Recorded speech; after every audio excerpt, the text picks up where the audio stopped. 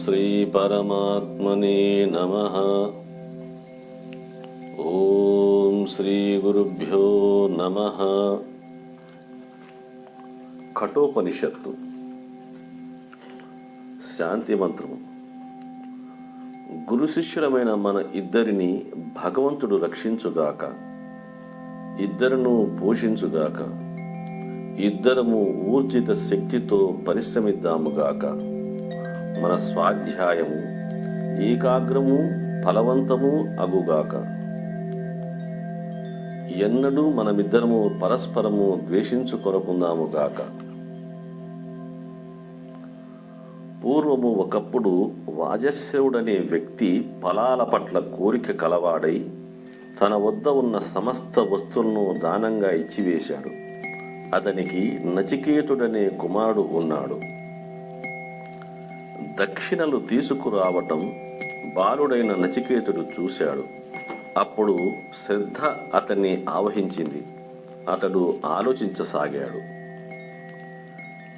నీరు త్రాగటానికి, గడ్డి మేయటానికి, పాలు ఇవ్వటానికి, ఇక ఈనటానికి శక్తి కోల్పోయిన ఆవులను దానం చేసే వ్యక్తి ఆనందరహితమైన లోకాలను పొందుతాడు. నచికేతుడు తండ్రి వద్దకు వెళ్ళి, తండ్రి, నన్ను ఎవరికి ఇవ్వబోతున్నావు అని అడిగాడు. రెండవసారి, మూడవసారి కూడా అడిగాడు. అందుకు తండ్రి, నిన్ను యముడికి ఇవ్వబోతున్నాను అని జవాబిచ్చాడు. అనేక విషయాలలో నేను మొదటి స్థానంలో ఉన్నాను, పలు విషయాలలో మధ్యమునిగా ఉన్నాను. నన్ను యముని వద్దకు పంపడం మూలంగా తండ్రి ఏం సాధించబోతున్నాడు అని నచికేతుడు యోచించసాగాడు. పూర్వీకులు ఎలా జీవించారో ఎంచి చూడండి, ఇప్పుడున్న వారు ఎలా జీవిస్తున్నారో యోచించి చూడండి.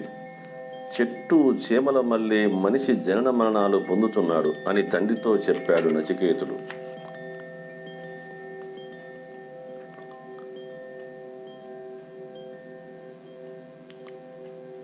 నచికేతుడు వెళ్ళినప్పుడు యమధర్మరాజు అక్కడ లేడు. కనుక అతడు యముని భవనంలో 3 రోజులు వేచి ఉండవలసి వచ్చింది. ఆ తర్వాతనే యమధర్మరాజు వచ్చాడు. అప్పుడు ఆయన మంత్రులు ఆయనతో నచికేతుడు వచ్చి వేచి ఉండటం గురించి చెప్పారు. బ్రాహ్మణుడు ఒకడు అతిథిగా వచ్చినప్పుడు అగ్నిలాగా ప్రవేశిస్తాడు. సజ్జనులు నీరు మొదలైనవి ఇచ్చి ఉపచరించి అతన్ని శాంతింపజేస్తారు. యమధర్మరాజా, నీవు ఆ బాలునికి నీరు మొదలైనవి ఇవ్వు అని మంత్రులు యమధర్మరాజుతో చెప్పారు. ఎవరి ఇంట్లో ఒక పవిత్రుడు నిరాహారిగా ఉండటం తటస్థిస్తుందో అల్పబుద్ధి గల అతడి ఆశలు ఆకాంక్షలు నశిస్తాయి. తాను చేసిన పుణ్యఫలము, మధుర భాషణ వలన కలిగిన ఫలము, యాగములు ఆరాధన వంటి వాటి ఫలము, సత్కర్మల ఫలము అన్నింటినీ అతడు కోల్పోతాడు. అతడి పుత్రుడు, పశు సంపద అంతా కూడా నశించిపోతుంది. ఆరాధనీయుడా అతిథి, నమస్కరింపదగ్గ నీవు నిరాహారిగా నా ఇంట్లో 3 రాత్రులు గడిపావు. పవిత్రుడైన ఓ బాలుడా, ఆ దోషం నాకు వాటిల్లకుండా నాకు శుభం కలుగుగాక. నీకు నమస్కారం. నువ్వు 3 రాత్రులు గడిపినందుకు నా నుండి 3 వరాలు స్వీకరించు. యమధర్మరాజా, నీ వద్ద నుండి తిరిగి వెళ్ళినప్పుడు నన్ను నా తండ్రి అయిన గౌతముడు అపార్థం చేసుకోకూడదు. నన్ను ఆదరించి మనోవ్యాకులత లేనివాడై, సంతోషం నిండిన మనస్కుడై, కోపరహితుడై నాతో మాట్లాడాలి. 3 వరములలో దీనినే మొదటి వరంగా కోరుకుంటున్నాను.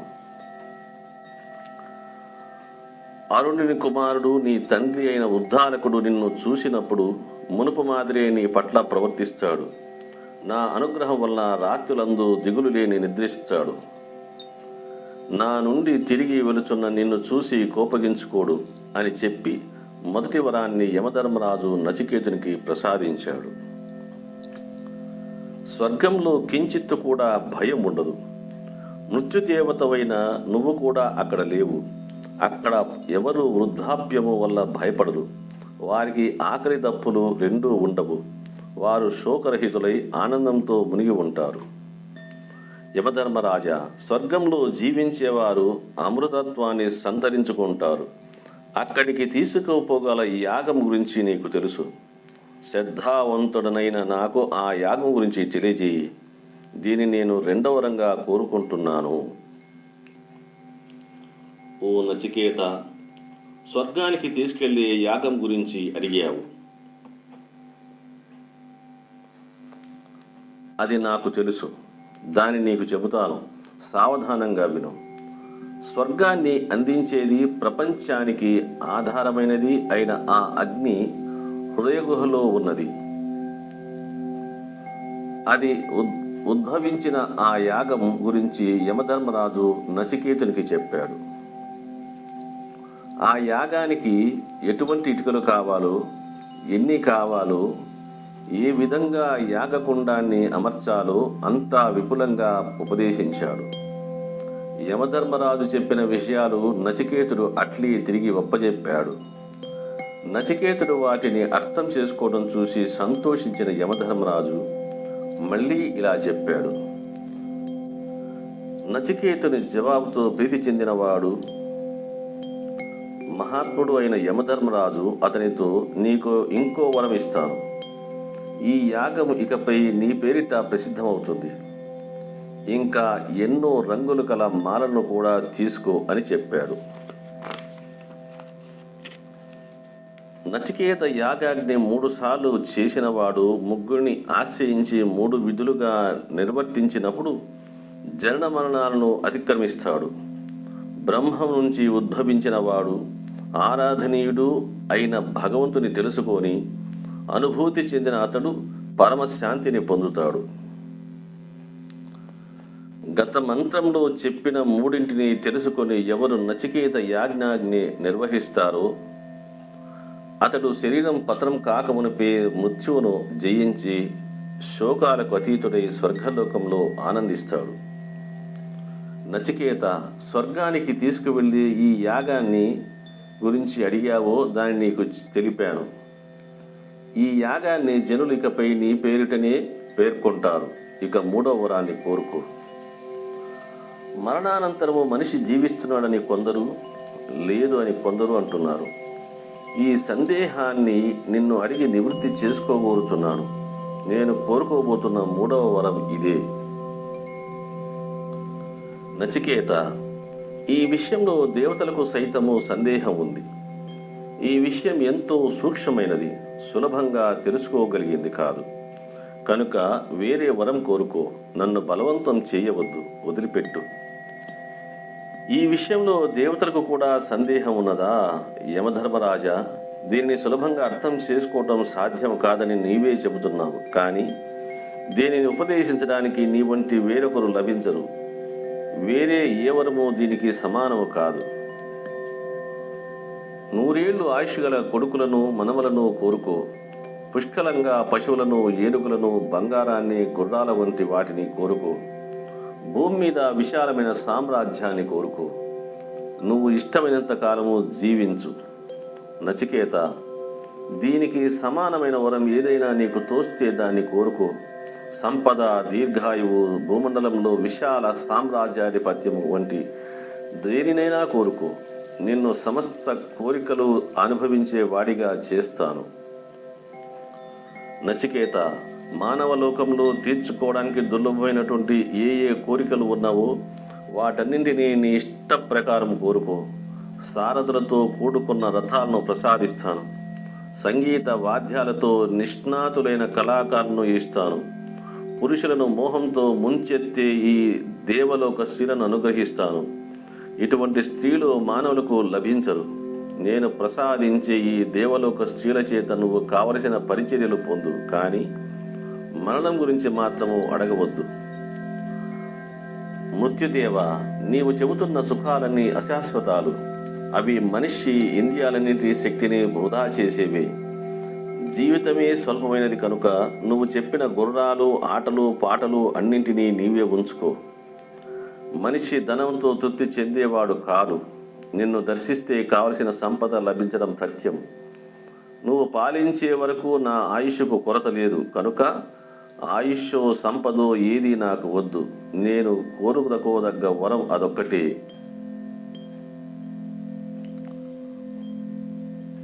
వార్ధక్యం లేనివారు అమరులు అయిన మిమ్మల్ని పొంది నిజాన్ని తెలుసుకున్నాను. నేను వృద్ధాప్యము, మరణము ఉన్న అధోలోక వాసిని. పాటలు, శారీరక సుఖాలు మొదలైన వాటిలో కలిగే సుఖం ఏమిటన్నది చింతన చేసి గ్రహించాను. కనుక ఏ జీవితం దీర్ఘాయుష్షు ఇచ్చినప్పటికీ ఆ జీవితాన్ని నేను ఆశిస్తానా? యమధర్మరాజా, ఏ విషయంలో ఈ సందేహం నెలకొని ఉందో, పరలోక విషయం గురించిన దేనిని తెలుసుకుంటే గొప్ప ఫలం లభిస్తుందో, ఏ నిజం అతి గోప్యంగా దాచబడి ఉందో దానిని నేను తెలుసుకోవాలి. మరే వరము నాకు అక్కరలేదు. కఠోపనిషత్తు 1వ భాగంలో 2. శ్రేయస్కరమైనది వేరు, సుఖకరమైనది వేరు. అవి రెండు విభిన్న ఫలాలను ఇచ్చి వాటి ద్వారా మనిషిని బంధిస్తాయి. శ్రేయస్కరమైనది స్వీకరించిన వారికి శ్రేయస్సు వనగూరుతుంది.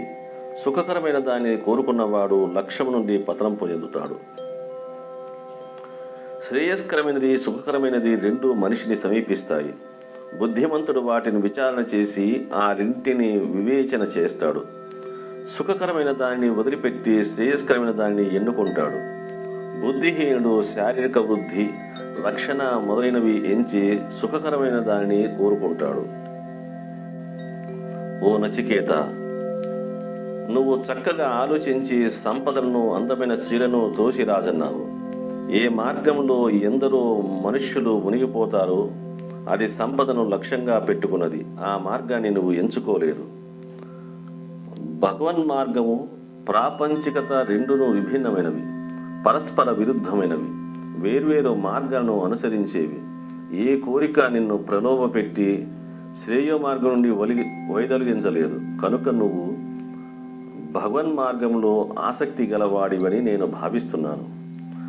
ప్రాపంచికత నడుమ జీవించే మూర్ఖులు తమను బుద్ధిశాలులుగా, విద్వాంసులుగా భావించి అడ్డదారిని అనుసరిస్తారు. గుడ్డివాడిచే దారి చూపబడే గుడ్డివాడి వలె వీరు మళ్ళీ మళ్ళీ జన సుడిగుండాల్లో పరిభ్రమిస్తూ ఉంటారు. అడ్డదారులలో వెళ్లే ధనాశతో తెలివి కోల్పోయిన మనోపరిపక్వత లేని వారికి పరలోక నిజాలు అర్థము కావు. ఈ లోకమే సమస్తం, వేరే ఏది లేదని భావించేవారు మళ్ళీ మళ్ళీ నా వశం అవుతూ ఉంటారు. దేనిని గురించి వినటానికి అనేకులచే సాధ్యపడదు. విన్నప్పటికీ ఎందరో దేనిని అర్థం చేసుకోలేరు. ఆ ఆత్మను గురించి ఉపదేశించేవాడు అరుదు, వినేవాడు అరుదు. అంతటి అరుదైన వ్యక్తి ఉపదేశాలను పాటించే దానిని తెలుసుకున్నవాడు కూడా అరుదే. ప్రాపంచికతతో నిండిన మనుషులు చెప్పే మార్గాల ద్వారా ఈ ఆత్మను తెలుసుకోలేము.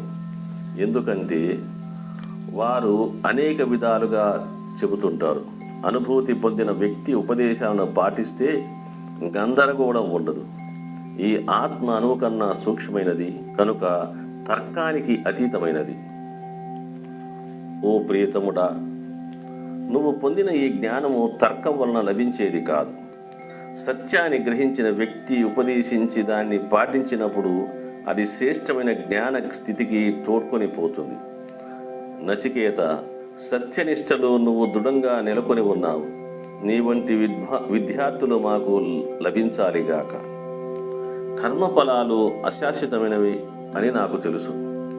అశాశ్వతమైన వాటిచే ఆత్మను పొందలేం. అందుచేతనే అశాశ్వత వస్తువుచే నచికేత యాగాగ్ని నిర్వర్తించి నేను యమధర్మరాజు పదవిని పొందాను.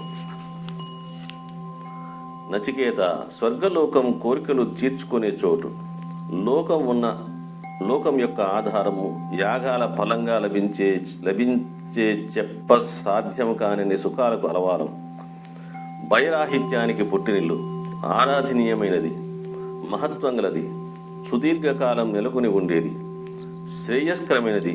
బుద్ధిశాలి అయిన నీవు దానిని దృఢనిశ్చయంతో తిరస్కరించావు. నువ్వు అడిగిన ఆత్మ ఎంతో శ్రమతో పొందదగినది, గోప్యమైన చోట నెలకొని ఉన్నది, హృద్గృహలో ప్రకాశించేది, చీకటి ప్రాంతంలో ఉన్నది, సనాతనమైనది. బుద్ధి వికాసం పొందినవాడు జ్యోతిర్మయమైనటువంటి ఆ ఆత్మను ఆధ్యాత్మ యోగం ద్వారా ధ్యానించి సుఖదుఖాలకు అతీతుడవుతాడు. ఈ సత్యాన్ని అర్హుడైన గురువు నుంచి విని విచారణ చేసి తెలుసుకోవాలి. ఆ తర్వాత శరీరం నుండి దానిని విడదీసి గ్రహించాలి. అణువు వంటిది, ఆనందం నిండినది అయిన ఆత్మను ఈ విధంగా విడదీసి తెలుసుకునేవాడు ఆనందం పొందుతాడు. నచికేత, నీకు ఆ మార్గం తెలుపబడినట్లు భావిస్తున్నాను. ధర్మం, అధర్మం, కార్యం, కారణం, భూతకాలం, భవిష్యత్కాలం మొదలైన వాటి నుండి భిన్నమైనదిగా నువ్వు చూస్తున్న దానిని గురించి నాకు చెప్పు. అన్ని వేదాలు ఏ లక్ష్యాన్ని ఉపదేశిస్తున్నాయో, ఎందుకోసం అన్ని తపస్సులు అనుష్ఠింపబడుతున్నాయో, ఏది కోరి బ్రహ్మచర్య వ్రతాన్ని పాటిస్తున్నారో ఆ లక్ష్యాన్ని పొందటానికి మంత్రాన్ని క్లుప్తంగా నీకు చెబుతున్నాను. అది ఓం. ఓం అనే మంత్రం భగవంతుడు. ఈ మంత్రం సర్వోత్తమైనది. ఈ మంత్రాన్ని తెలుసుకున్న వ్యక్తి ఏమి కోరుకుంటే అది అతనికి లభిస్తుంది. ఈ మార్గం ఉత్తమమైనది. ఈ మార్గము సర్వోత్కృష్టమైనది. ఈ మార్గాన్ని తెలుసుకొని దాని ద్వారా వెళ్ళేవాడు బ్రహ్మలోకంలో మహత్వాన్ని పొందుతున్నాడు. ఆత్మ జన్మించటం లేదు, మరణించటం లేదు. ఇది దేని నుండి రూపాంతరం చెందినది కాదు. ఏది దీని నుండి రూపాంతరం చెందటం లేదు. ఇది జన్మరహితమైనది, ఎన్నటికీ ఉండేది, శాశ్వతమైనది, సనాతనమైనది. శరీరం నశించినా ఇది నశించనిది. ఇది దేని నుండి రూపొందించడం లేదు. తాను చంపబడుతున్నట్లు భావించేవాడు, తాను చంపబడినట్లు భావించేవాడు ఇద్దరూ సత్యాన్ని తెలుసుకోలేని వారే. ఆత్మ చాడు, ఆత్మ చావదు, ఆత్మ చంపబడదు కూడా. అణువు కన్నా అనువైనది, అత్యంత పెద్దదానికన్నా పెద్దది అయిన ఈ ఆత్మ ప్రాణుల హృద్గుహలో కొలువై ఉన్నది. కామనారహితుడు దానిని దర్శించగలడు. మానసిక స్పష్టతచే ఆత్మ మహత్వాన్ని గ్రహించిన అతడు శోకాలకు అతీతుడవుతాడు. ఆ ఆత్మ కూర్చొని చాలా దూరం వెళ్తుంది, పడుకొని అన్ని చోట్లకు పోగలుగుతుంది. అది ఆనందమైనది, దుఃఖమైనది కూడా అదే. అది జ్యోతిర్మమైనది. నాకు తప్ప మరెవరికి దాన్ని తెలుసుకోవడానికి అర్హత ఉంది. ఆత్మ శరీరాలలో శరీరరహితమైనది, శాశ్వత వస్తువులలో శాశ్వతమైనది, పెద్దది, సర్వత్రా నెలకొని ఉన్నది. బుద్ధి వికాసం చెందిన వాడు దానిని తెలుసుకొని శోకం నుంచి విముక్తుడవుతాడు. ప్రసంగాల వలనో పాండిత్యములను అనేక విషయాలు ఆలంకించడం వలనో ఈ ఆత్మను పొందలేము. ఎవరు దానిని పొందటానికి వ్యాకులత చెందుతాడో అతడు మాత్రమే దానిని పొందుతాడు. ఆ ఆత్మ తనకి తన స్వకీయ నైజాన్ని వెల్లడించుతుంది. దుష్ప్రవర్తన నుండి వైదొలగని వాడు, ఇంద్రియ నిగ్రహం లేనివాడు, మనస్సు ఏకాగ్రం చేసుకోలేనివాడు, మనస్సులోని ఉద్రిక్తత ఉపశమింపచనివాడు, ఇటువంటి వాడు ఎంత జ్ఞానవంతులైనప్పటికీ ఆత్మను పొందలేరు. జ్ఞానం, భుజబలం రెండూ ఎవరికి ఆహారంగా ఉన్నవో, మరణం ఎవరికి ఊరగాయ మాత్రంగా ఉన్నదో అది ఎటువంటిదని ఎవరు తెలుసుకోగలరు?